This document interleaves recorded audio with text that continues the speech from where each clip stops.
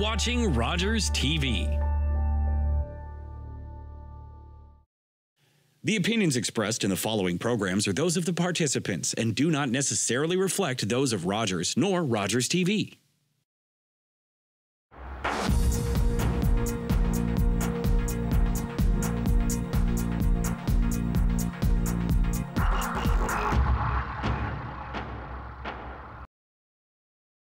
Hello, everyone, and welcome to another edition of Talk Politics. I'm Debra Hutchison. Our guest this week is Uxbridge Mayor Dave Barton.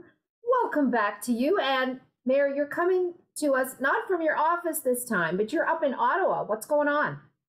Yeah, so I'm in Ottawa for the Sam Sharp Breakfast.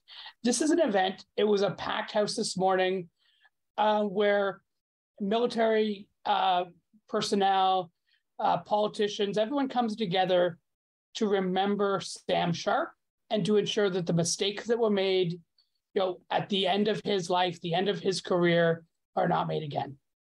And then many people know about Sam Sharp, but he was a sitting MP during the First World War, took a number of residents of the township of Uxbridge, created the 117th Infantry. They all went to war and it didn't go well. Right. The First World War was a very difficult place. They lost a lot of men. When he made it back to Canada, he was suffering with shell shock, depression, PTSD, and he ended up taking his own life while he was a sitting member. Unfortunately, the Parliament buildings are, a few hundred meters from me right now. They all but forgot him for, 98 years. And those wrongs are being corrected now. Today was the 10th anniversary of the first Sam Sharp breakfast. His likeness in a relief that was created by Tyler Briley, who's a Port Perry resident who hikes in our trails every day. That is in center block. It will be there forever. And Sam Sharp is now remembered in multiple ways. There's a beautiful statue on our main street. Again, he's in center block. There's a courthouse in Oshawa named after him. And with each of these announcements, each of these pieces, we remember that our military personnel, not every injury is visible. And it's okay not to be okay. And we need to make sure that their mental health is looked after.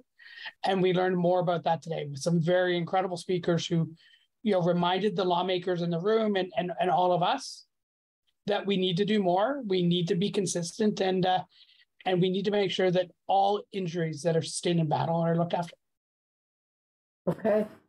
All right. Let's move on to one of a really big announcement to come out of Uxbridge. For the first time in 40 years, Ontario is getting a new provincial park, and it will be in Uxbridge. Pretty exciting news. This is incredible news for Uxbridge. The province have owned lands for about 20 years that have had no trespassing signs on them and fences around them that were not open for public use. And that is now changing. So there's about 1,300 acres that will be part of this new park. Peter Bethlenfalvy, myself, David Piccini, who's the Minister of Environment, were really intimately involved in making this a reality. And then I want to do a shout out to a number of our residents who really made this happen. So I don't know if you know this name, Deborah, John McCutcheon. So yes, I have heard of that name, yeah. So John's an incredible man.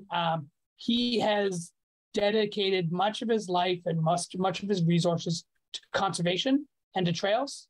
He was on our first trails committee. He's still, an active member, even though he's not, we don't need him for quorum because he travels a lot. But John, about 4 years ago, approached us and said, I have this 80 acres that's surrounded by provincial lands. I will dedicate my 80 acres and my home and my family property to this project if you get the other 1,300.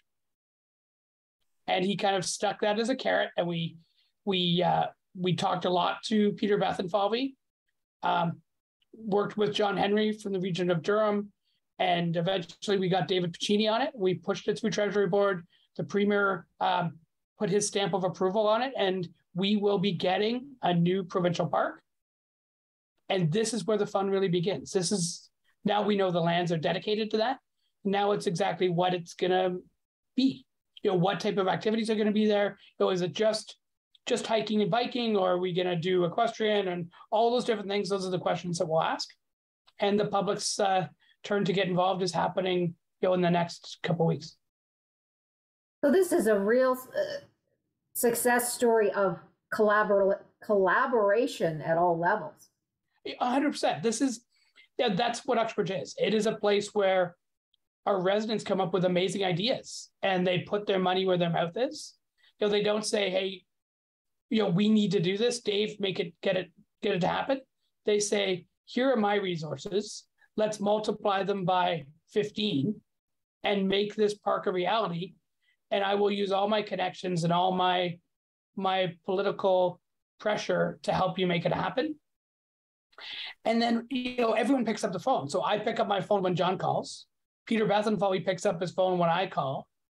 And together we get the Premier and David Piccini on this, and they get it across the finish line. And the early days of this was, we were trying to get the province to give it to the municipality and we would make it a park.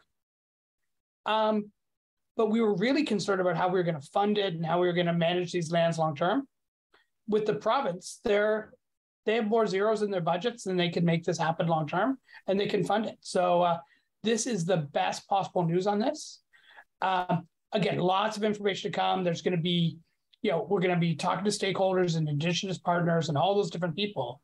But these lands that were once set up for sale and they were going to go to the highest bidder, they are now going for conservation forever in the township of Uxbridge. It's a huge win for us and for the province.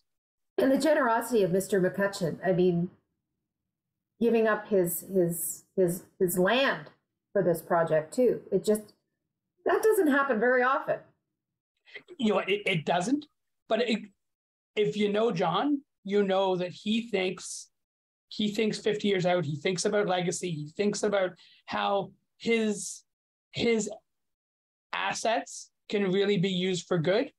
And he's been doing that for a long time. Anytime you meet someone who knows John, they say, oh yeah, John funded our program for many years, or John did this, or I worked with John on this conservation project. This is just another John project. It's got to be close to the biggest because it's huge, but it's again, I can't thank John enough. He's a remarkable man, and it's hard to keep up with the guy. He's over 90, and it's hard to keep up to John McCutcheon. So as you mentioned, I mean, it's far from being a done deal. There's so many moving parts now. Eventually, what would you like to see in this provincial park? I would like to see people from around the province of Ontario come to Uxbridge fairly often to see nature, to experience nature, to get out into the woods, to improve their mental health and physical health. And that might be walking on an existing pathway that's nearly fully accessible. It might be hike on a remote area of this park, or it could be flying down a hill on a mountain bike, forgetting their problems because you have to figure out how to get up or down that hill, right? I see this as people really enjoying the nature of the Oak Ridges Moraine. And then we've been through a lot as a business community. Our downtown has struggled through the pandemic and even before. I believe this park will be the economic engine that take us into the future in our downtown. We'll see more people with hiking shoes on patios, that type of idea. And when we think of downtown revitalization, I think this is going to be the driver, because instead of the trails being 8 kilometers south, closer to the GTA, these trails are right beside our downtown. So this is just west of the 6th concession and Highway 47. So this is right on the edge of our urban boundary. And there's talk also of campgrounds included in this, correct? Yes and no. Everything's on the table. In the provincial budget, there was 2 announcements that were very close together. The province are going to be announcing a new provincial park that's going to have 250 campsites and a lake and swimming and all these different things. And then there's somebody hit the spacebar twice and then said, and we will be protecting lands in the township of Uxbridge. And there wasn't much detail on ours. And the media mix those two stories together.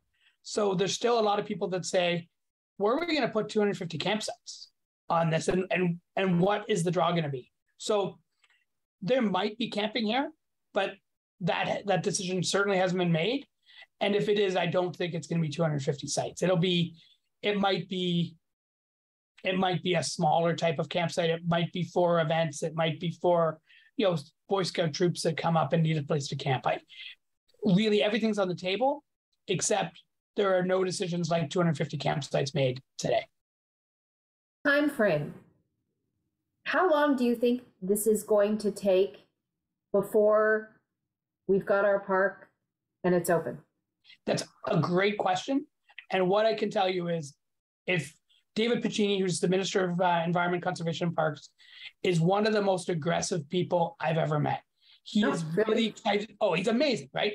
So the first time we met, we took a mountain biking to experience what it's like to be on our trails. That was the first time we talked about this park and these lands. He jumped in with both feet. He was excited about it. He's even more excited about it now. And, with guys like me and guys like Minister Piccini and with the backing of people like Peter Bethenfalvy, I think this will happen sooner than later. And I want to make sure that people can get on those lands and really enjoy them as soon as we possibly can, especially because it's going to be an economic driver for Uxbridge. So right. I give you no timelines, but I let you know, we want to make it happen quickly. Okay, good to hear. I'm going to stop you there. We're going to take a quick break. More of our conversation with Uxbridge Mayor Dave Barton after this.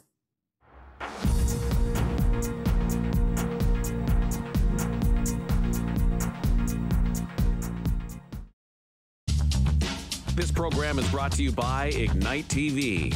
Now you're in command. Visit Rogers.com for more details.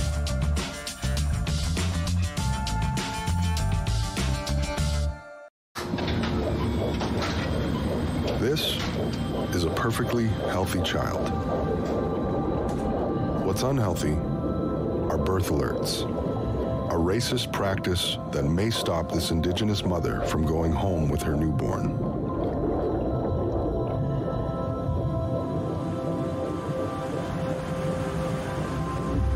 Become an ally. Rise above racism in healthcare. Hey, I'm Chef Corey Dern, host of a show on Rogers TV Georgina called Cooking with Corey. Join me bi-weekly for brand new episodes where I teach you not only what to cook, but how to cook. On this show, we have cooked almost everything. Things like Japanese udon noodles with tofu, chicken on the rocks, zucchini fritters, and even grilled cheese. There's only one thing missing, and that's smell-o-vision. That's Cooking with Corey, right here on Rogers TV Georgina.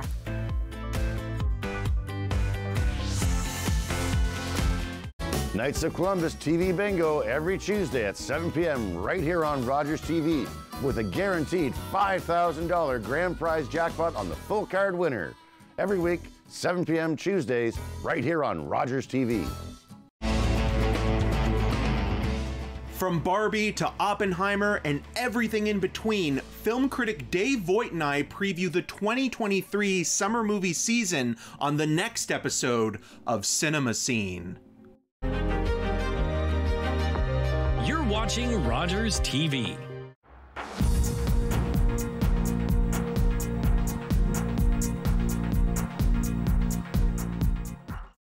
And welcome back. We are in conversation with Uxbridge Mayor Dave Barton.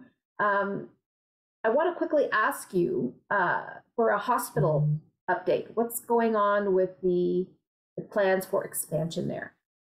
So everything is going exactly the way we hoped, so faster than we thought it could happen. We got our planning grant, a number of years ago. We've been moving through that process, and we are now at the design stage. So we got funding for design that's going out, and then the next step will be tendering the construction work.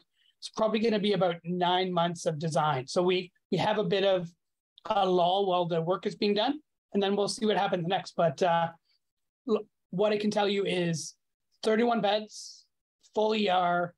There's going to be approximately 50 beds in the long-term care home, and that long-term care is 192 beds. So it's, again, much, much larger. It is a campus of care approach. The hospital is as small as we can make it and provide the service. And then lots of other things are outside of the hospital walls. So things like diagnostic imaging, labs, office space, all that type of thing is going to be in that ambulatory building. And then the long-term care will house things like kitchen, loading docks, all that type of thing, because it's significantly less expensive to build long-term care space or office building than it costs to build a hospital proper. But great news. Great news. But you think about it, as soon as the long-term care new beds open, they'll be full. Yes, 100%. And we often talk about wait times in the ER. We talk about offload times for ambulances and things like that. All that is because you can't. We have to find ways to get people that shouldn't be in hospital. It's not the best place for them. Whether it's hospice or at home or in a long-term care or in any other setting. Sometimes the worst place to be is in a hospital if you don't need that type of care. And this is all about moving people through the system so that they get the best care for them and their families possible. Right. Before I move on to budget, I know you wanted to address recreational facilities. Yeah, it's springtime. We had an amazing week of great weather, and then hail and sleet yesterday. But it's kind of funny. But anyway, the things have changed. For late last fall, we finished a whole bunch of work.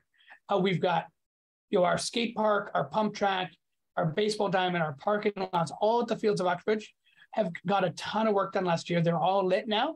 So up until 11 o'clock at night, Debra, you can come and ride your mountain bike in the skate park from this point on.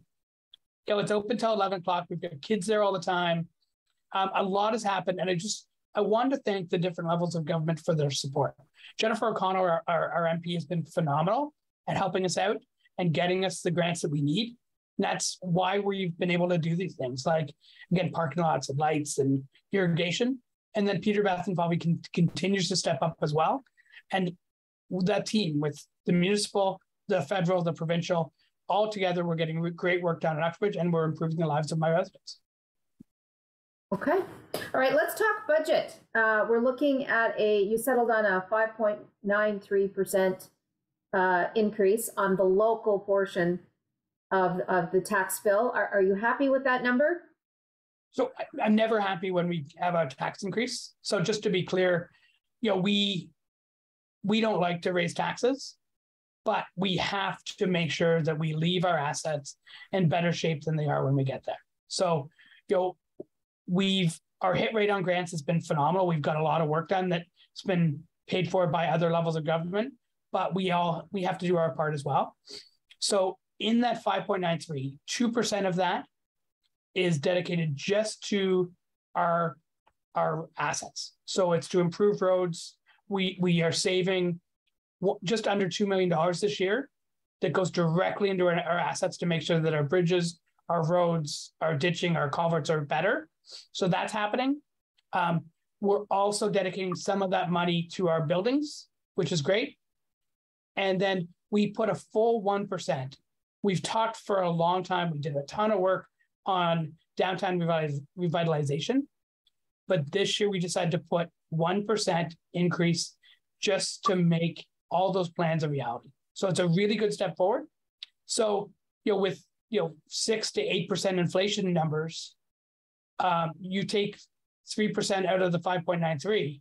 We're under 3 with inflation numbers at 6, 8, depending on when you took those readings. And I think that's a fair budget.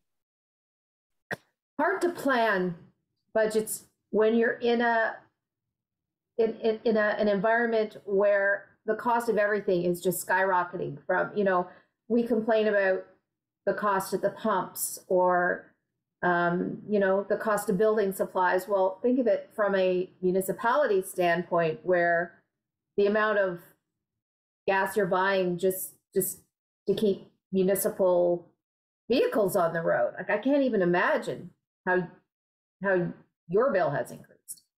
So and certainly the cost of labor has gone up, the cost of equipment has gone up, the cost of fuel has gone up, and then the biggest thing is the inflationary pressure on road construction that's gone through the roof. So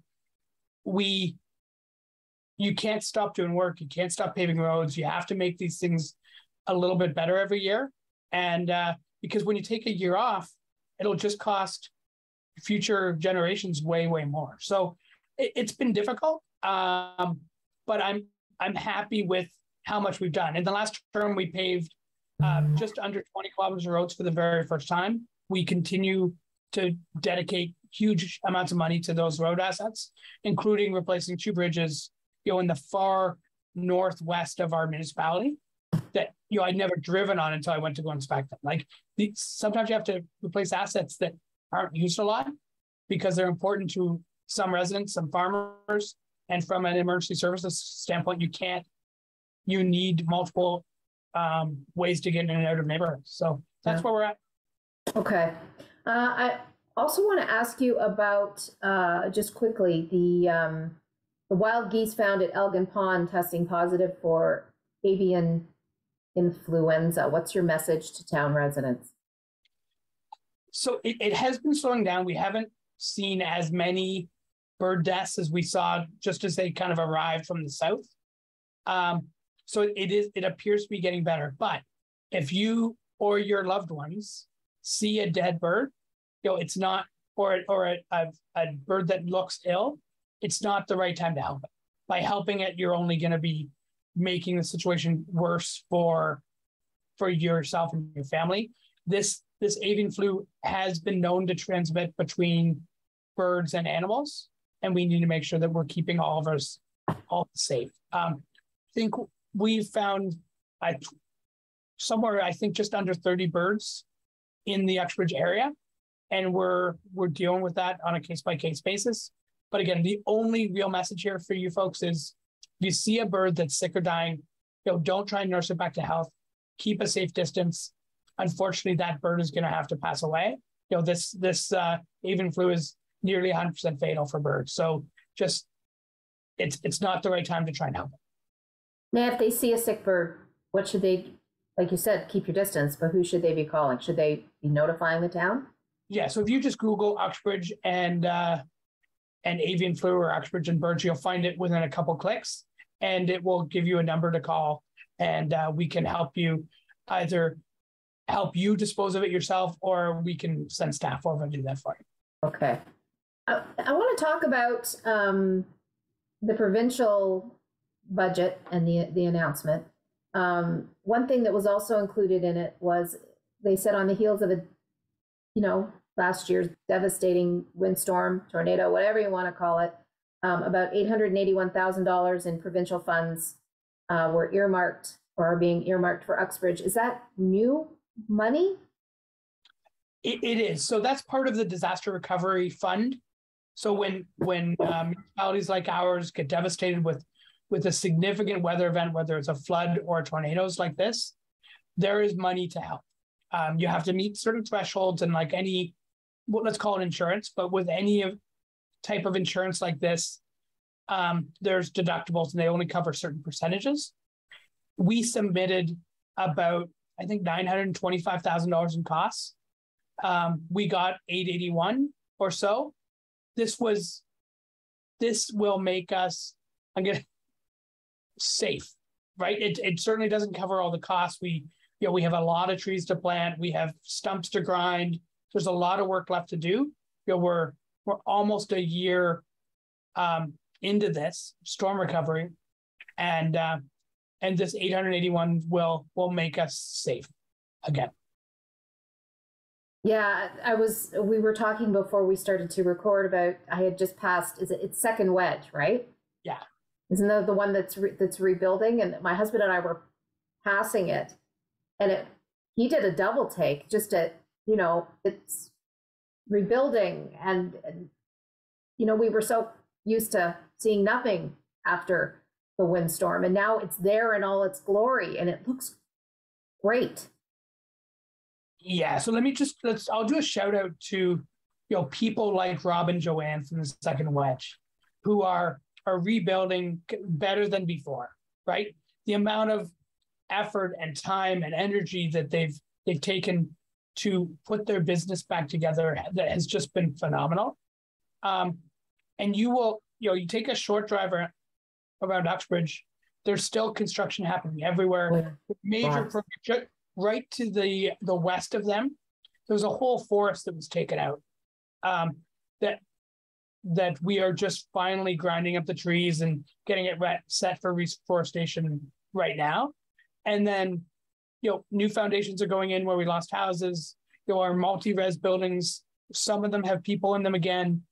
Some are still under lots of construction, but we're getting there. It's been a long road, but every week it looks a little bit better than it did the week before, especially now the construction season is on us. We're now pouring foundations where these buildings were completely destroyed. Yeah, hard to believe it's been a year. It's funny. In some ways, it's hard to believe it's been a year. In other ways, it feels like about a decade into this. So I guess it depends on where you're at with it. But Uxbridge is amazing. Our residents are phenomenal. From the minute the wind stopped, people were out there helping each other, and they really go above and beyond to open Uxbridge up again.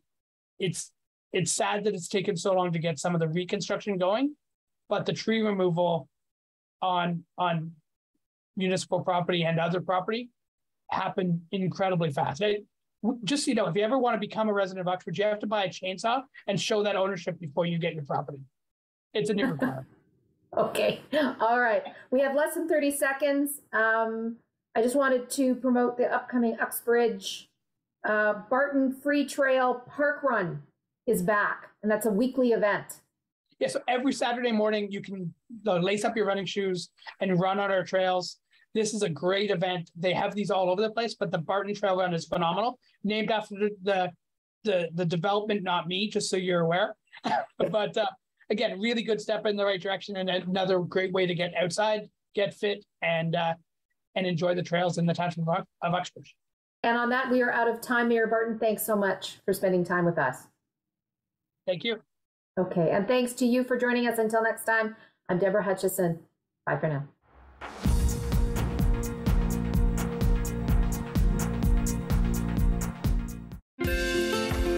Call the Rogers TV viewer response line. Email us or connect with us on social media.